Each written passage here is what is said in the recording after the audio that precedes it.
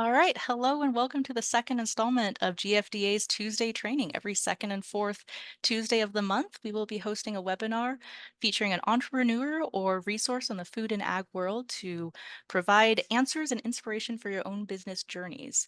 For additional training information, you can sign up for our training e-blast or GFDA, our monthly Food and Ag Development Center newsletter, or we're going to be having a website landing page as well. My name is Anna Fleece. I'm the Great Falls Development Alliance's Food and Ag Development Center Director. There are 11 FADC centers throughout the state dedicated to supporting their local food and ag businesses. I believe we have a couple other directors on the call with us today. So if you want to include your information in the chat, please do so. In the email I send at the end of this, I'll also be including a list of all of the FADC directors. So please feel free to reach out to them directly from that link or reach out to me and I'll put you in touch with the right person.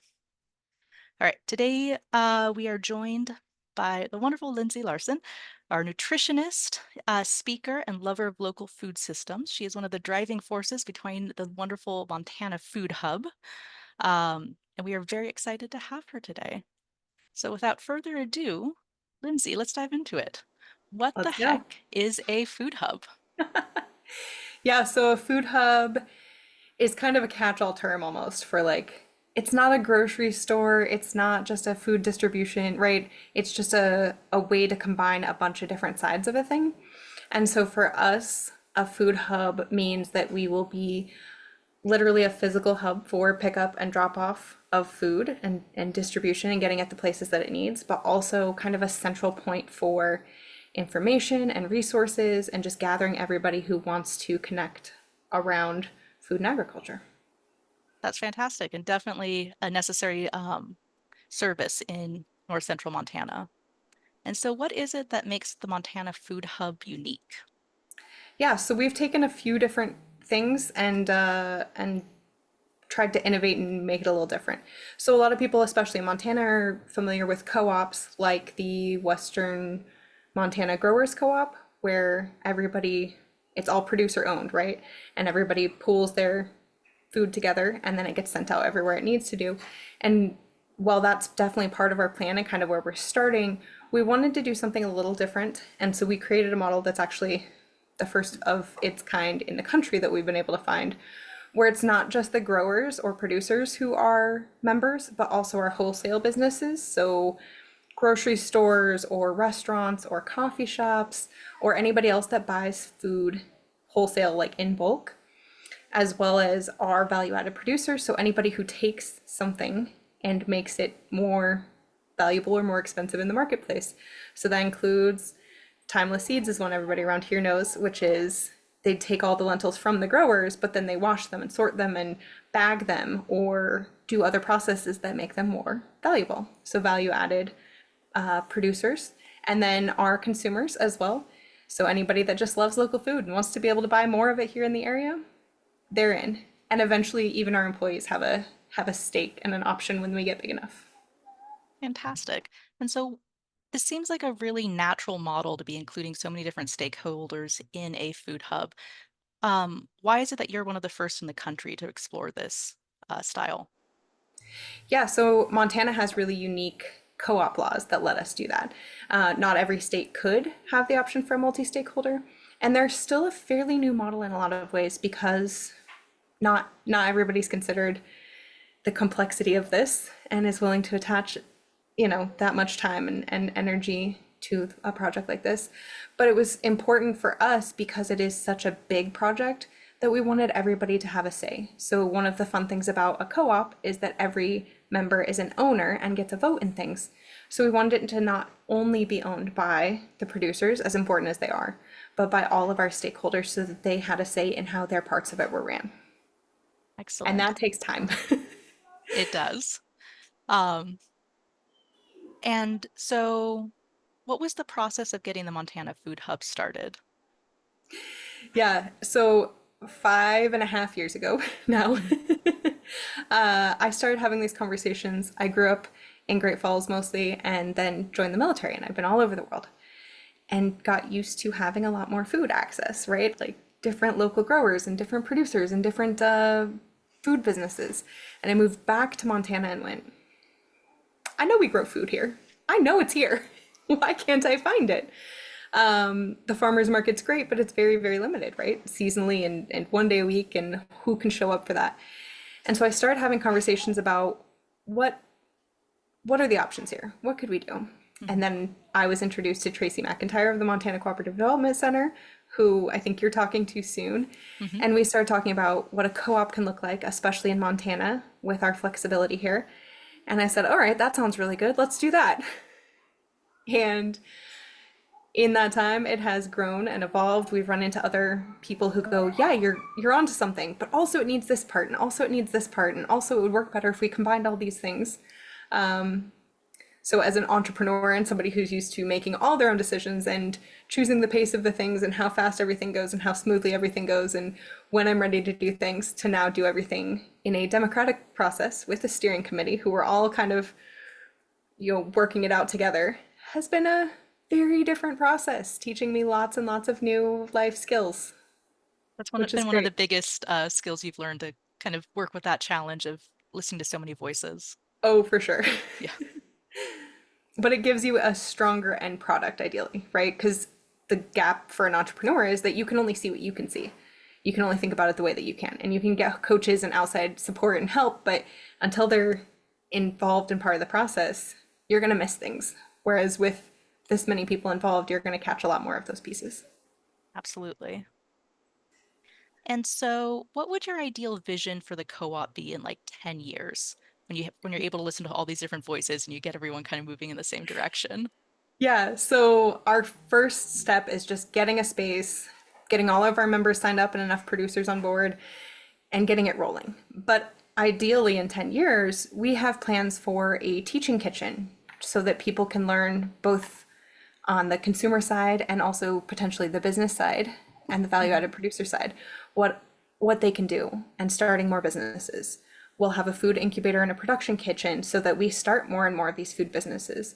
One of the most interesting things to me in this process and all the interviews that I've done, all the people that I've talked to across the state to try and figure out where the need was and make sure we were addressing the needs, it was with Montana Manufacturing Extension. Actually, Claude over there was talking about, yeah, you've got a good idea, because here's the problem. In Montana, we grow the food, so we get paid this little bit on one end, and then we send it all out of state. And then we buy it all back, and we get paid this little bit here to sell it. But this middle part is where all the jobs are, it's where all the money is, it's where all the stuff happens that we are not doing. And I said, well, that's dumb. And he goes, I agree. And so getting more and more of those food businesses, of the manufacturing, of the value added production in the state, and getting a lot more of the food to stay in the state is really, really important to us.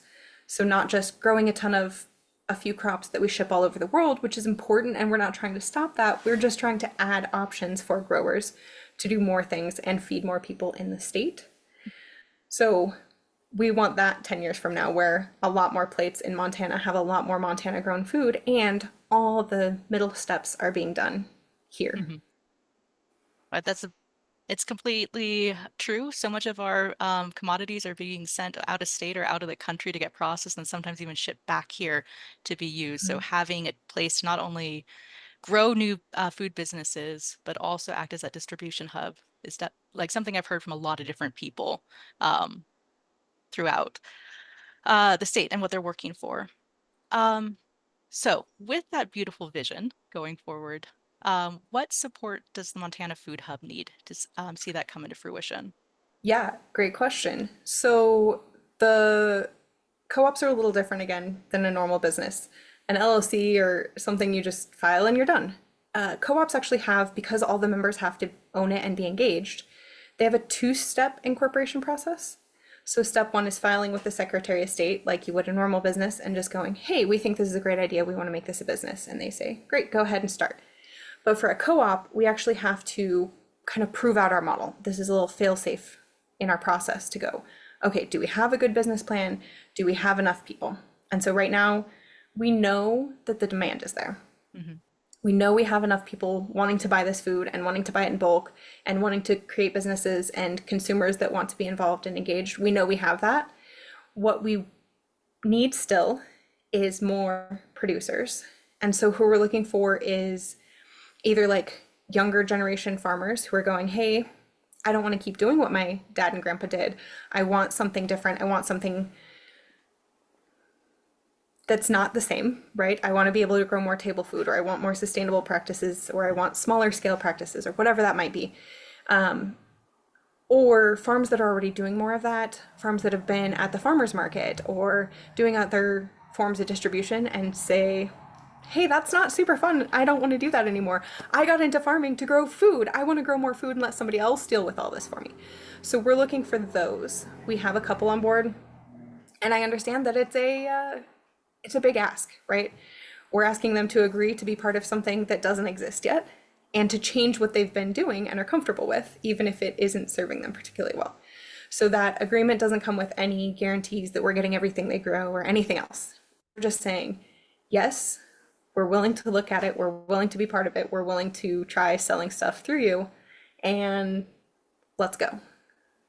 So as soon as we have enough of those on board, then we can finish our second step, which is Secretary of State, here you go, know that we can do it. She approves it, and then we have our initial meeting where all the stakeholders, all the members, everybody gets together, they vote in the board, they vote on some of these final details, and then we can go. Excellent. And when you're looking for producers, are you just looking for like vegetable growers, for instance? Or could I know the Golden Triangle is really famous for barley, lentil, and wheat. Yeah, Um, so we are looking for all of those, yeah, but I need a lot more table food for sure. mhm, So barley producers, wheat producers who want to sell some small part of it to us is great, especially if they already have some value-added systems built in or some ways to get that to us at scale. That's the problem with a lot of our larger kind of commodity style products is that they want to sell us an entire truckload of it, and I'm not in a position maybe to take a whole truckload of something yet.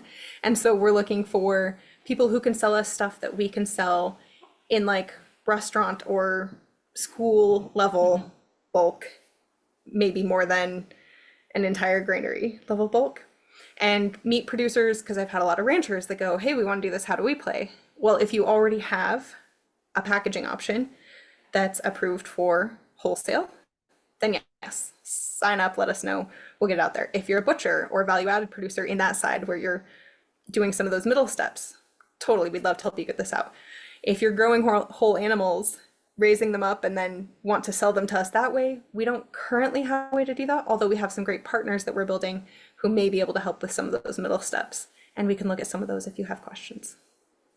Excellent. And just as a quick plug for anybody who is in that looking to sell to wholesale, such as to the food hub, you can talk to your FADC and they can kind of help you through that process. Um, are you looking for producers just in north central Montana or just in Cascade County? Or what is how far does the food hub extend? Yeah, that's a great question that we get asked a lot. How far does the food hub extend? Our answer right now is if you're willing to drive it to us, whether that's you by yourself or there's three of you that all want to kind of micro co-op potentially and go, okay, the three of us live close enough together, we grow some different products or have different seasons, or we all grow the same stuff, but we want to sell it through you, and we'll take turns driving a truck back and forth. There's some efforts going on to do some distribution studies and look at some better ways to do this, but for right now, we're saying if you're willing to drive it to us, then we'll take it. And if you're closer to one of the other food hubs in the state, we're building relationships with all the other food hubs, like the one up in Circle or the one down in Yellowstone and Billings or Western Montana growers. So if you're already part of one of those networks or closer and want to be, then let's talk about how to plug you in there so that we can still be the central point for that. Excellent. And then I know so you mentioned some of the other food hubs already, but what have been some other local resources that have really helped you grow so far? Montana is packed full of resources. Arrow and their Abundant Montana listing has been fantastic. I've Mhm. met with a ton of those producers and had conversations. I've asked them all these questions of how could we best serve, what gaps are there. So they've been great. And if you're a producer and not already listed on that, definitely do. Montana Cooperative Development Center has been there with us since the beginning. They were so good at it, and we've had so much fun that they brought me on the team part time. So that's always a great one. And there's just a ton, right? The FADC network, Department of Ag's been great with us. So there's lots and lots of places to get plugged in, and lots of partners to be made for a project this size. I'm And forgetting half of them. It's going to happen, but they'll forgive me. of course. And then kind of last question, just because I want to make sure we're keeping to time for everyone, even with our late start. How can the people on this call get engaged if they're inspired to help support or start their own food hub? For sure. We have montanafoodhub.com right now is our Mhm. website. And so there's resources there. We also have social media on Facebook and Instagram at MT Food Hub. And there's a private Facebook group. So if people want to already start doing some trading and engaging in conversations around that, there's been a lot of requests for that. So we have a private Facebook group that is the Montana Food Hub Co-op group. And you can find that on Facebook and then jump in and start having those conversations and making those connections. Excellent. All right. And I want to leave some time open for questions from anyone. Um, so we'll now open the board. Please feel free to just unmute yourself, or if you put your question into the chat, I can read it out for the group. If there are any questions, of course.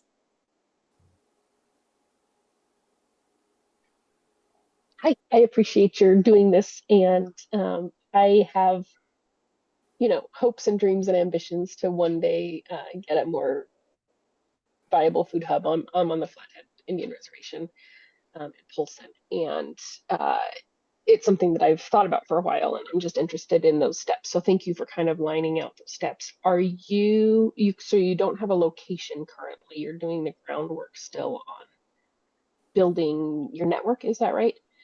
Um, and then when you do have a location, you said you'd like to do like a test kitchen kind of thing. Are you hoping for like a retail space as well? You talked about doing wholesale work. I'm just wondering what your focus is. Like, are you consumer facing or producer facing as far as the scope of that? Right, so we have a location theoretically identified. Montana Manufacturing is coming on board to help us with final site selection, planning, and making sure that that space will work and that we can go from there. But we do have a physical location that'll be mostly drop off and pick up initially, and potentially some education. Test kitchens will probably be in a separate location and down the road, but we have some ideas and suggestions for that too that hopefully will pan out. We're basing this around Local Food Marketplace, which is a virtual software platform that almost everybody's using, right? That's kind of the food hub go-to on that one. It was designed for food hubs, and so most of the ones across the state are using it.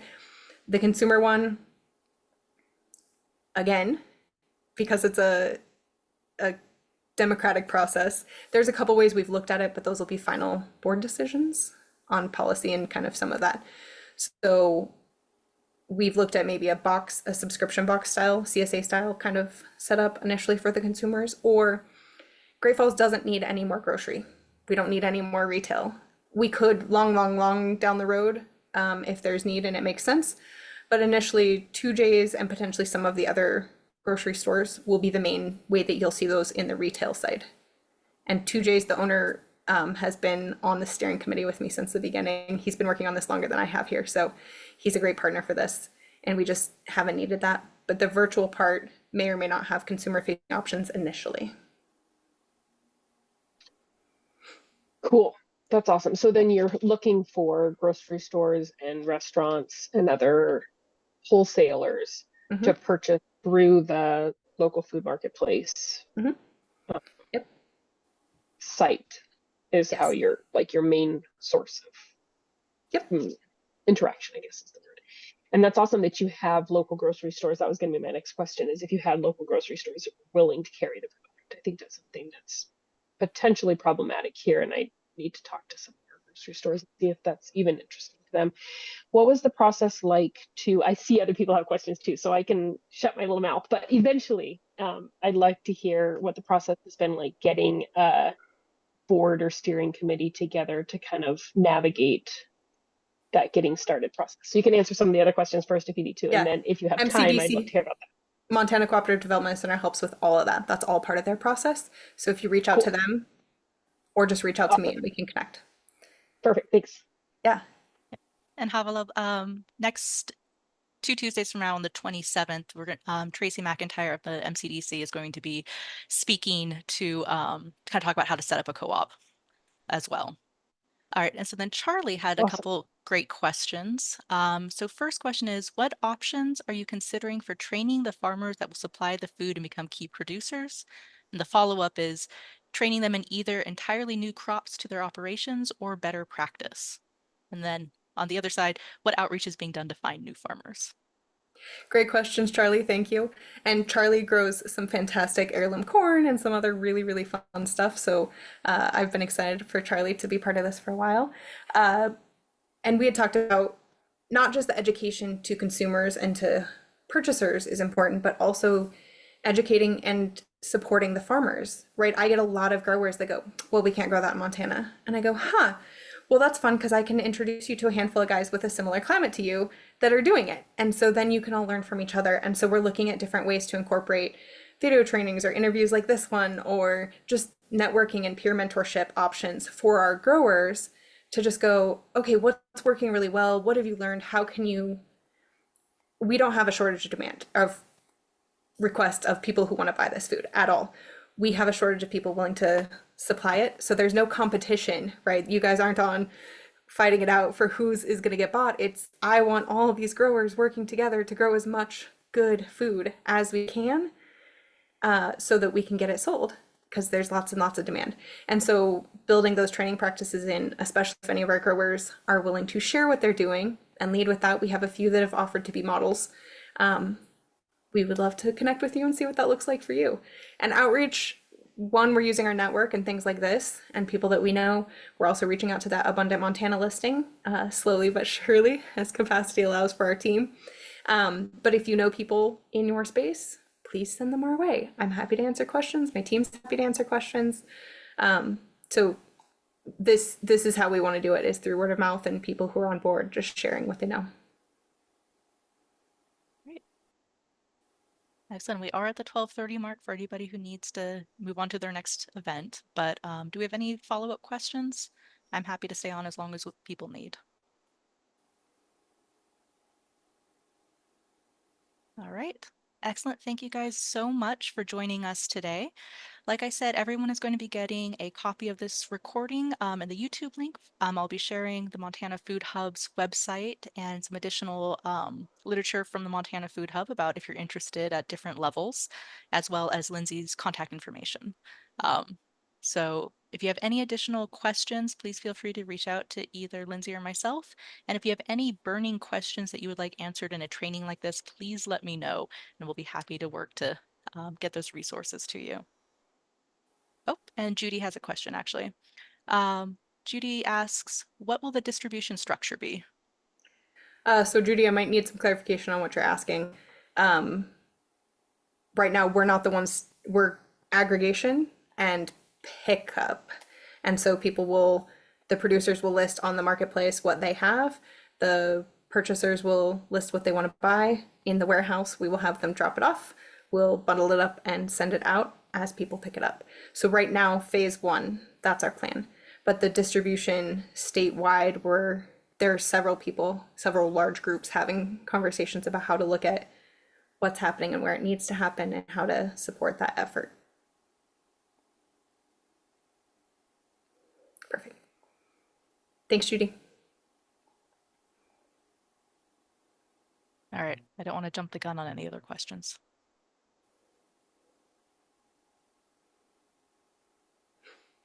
All right, Havila asks, is there a network of co-ops in Montana currently? Yeah, it's not a formal network for most of us, but we all have met at this point and are all kind of having conversations around this. And then Western Montana Growers is engaged in a more formal network that goes all the way out to Seattle and Spokane, and that's the Northwest Food Hub Network. They're doing a little different kind of process. We may or may not be engaged because they're all producer owned strictly, but there's lots of conversations around that. So yes, if you're looking to join the space, jump on in, there's a bunch of us. And Charlie, is there funding or grant opportunities to fund larger scale processing facility in a central location? We're hoping so. There's lots of money right now. There's lots of opportunities. We're trying to be ready for those. but we don't make our decisions based around the grants. We may speed up if we know we're trying to do that and the money is there, but generally we're trying to make good, solid, sound business practices and then find what we can find. But the processing facility is a conversation we've already had with Montana Manufacturing, and their team's all on board with trying to help us do that really, really well. So they're the best experts for that. And Charlie, you can also speak to your local Food and Ag Development Center director, and they can help find funding opportunities if you're thinking of something specific for your organization as well. Can I ask a question just over here rather than typing it out? Absolutely, yeah. Definitely. Okay, great. So one of the crops that I grow on a smaller scale is potatoes, and definitely not to the extent that would be needed to supply the need of this co-op. But I've talked with a guy, Ron Pearson. I don't know if anyone would know him, the Big Sandy cantaloupe guy down on the river southeast of Big Sandy. And his primary crop is the cantaloupe and pumpkin patch. But he was telling me in past years that right down there on the river where they have access to the irrigation, that they used to take truckloads of potatoes out of there. They grew extremely well, and I don't remember the exact reason that they stopped. It just kind of became hayland. But it seems like there's, well, I guess, and just the statistics that I've heard in the past of within the past 50 years or so, we produce maybe 70% of our food. I'm forgetting the exact statistic, but Montana produced much more of its food than it does now. So like these crops, we used to grow them and they do fine here. There just isn't the large enough volume to have a processing facility like an Idaho potato industry that individual farmers have storage capacity, like our grain farmers have a grain bin. Idaho farmers have a cellar for their potatoes, and they can deliver a truckload once a month throughout the whole winter and keep a processing facility going. It seems like in order to meet the demand, there has to be some sort of infrastructure to last longer than just, it has to be able to run. The facility has to be able to run for a considerable amount of the year, rather than just having infrastructure that runs really great for a month, but then doesn't get used for 11 months. So Yeah, so that's definitely part of why we're trying to address that aggregation, right? If you can grow, 300 pounds of potatoes, that's not enough to do a ton with on your own. But if a dozen people are growing between 100 pounds and a few hundred pounds or a lot more, and then they're all getting pulled centrally, and we know, hey, the schools will all use these and these guys will all use these, then your little bit is enough to contribute to enough to make it a thing that works, right? So that aggregation piece helps a lot.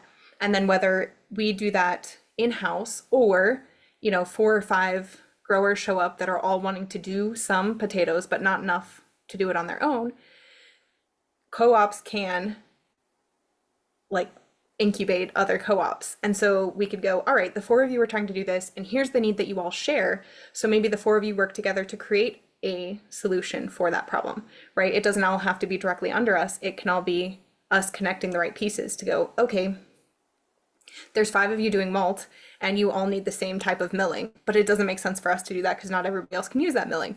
So why don't the 5 of you get together with the people who are purchasing it and some of your other stakeholders that all make sense and figure out a solution that works for you guys, right? Being the central place for those conversations to happen and having one point where we all kind of know what's going on everywhere else can facilitate some of those introductions to go, hey, if you guys all worked on this together, I bet you could come up with a really, really great solution. And then we can be your backing for it. And we can help support it and get the word out and handle a lot of those sides. And MCDC can help you build it as a co-op if you want to, right? So all of those parts can just work together. We have the FADC network who can support you with, hey, these are the funds that are available, right? And then we have all those resources to where on your own, that may sound like a very intimidating thing to try and tackle, but when there's 4 or 5 of you and we know that we have all the resources to pull from, maybe it's not such a scary thing to tackle some of these small scale needs one at a time, and then we have a really stable statewide setup over time.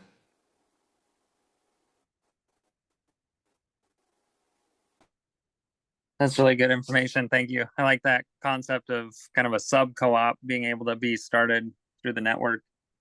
One other really quick question for Lyndsay. In previous conversations, you mentioned needing 12 producers to sign on in order to move to the next stage. And we'd also talked about kind of micro producers. So maybe it depends on the crop that's being discussed. But my question is, is there a distinct line between a micro producer and a full-on larger producer? So I think one of the things that we ran into is that our membership's $2,500 to join. It's a one-time fee to join and become a member and own that portion for a producer. Now, over time, we're going to definitely provide more than that value, and we are giving you the option to break that out over up to 2 years. But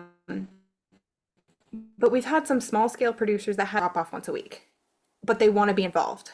And so maybe it doesn't make sense for them to join because $2,500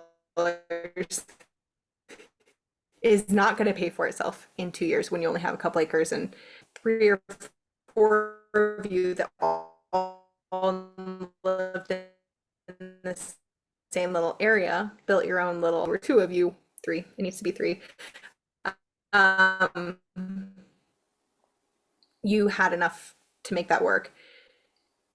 And then you're taking turns driving, and you're taking turns picking up and dropping off, and you're kind of aggregating yours and need some support, then let's have a conversation about who else is around you and who might make sense to work with so that I could grow. Then maybe we just look at what it looks like for you to scale that up and what kind of resources you need, and connecting you to the right sources for those resources to be able to. Perfect. Lyndsay, we're cutting in and out there a little bit. I think the Zoom demons are raising their heads again. Internet in Great Falls, man, always. Yep. But yeah, if you have questions, reach out and we'd happy to talk to you about what makes sense. All right. Thanks, Charlie. All right. Thank you everyone for joining. And yeah, if you have any questions, please feel free to reach out. Thanks, Anna, for hosting. Appreciate Absolutely. you. Of course. All right.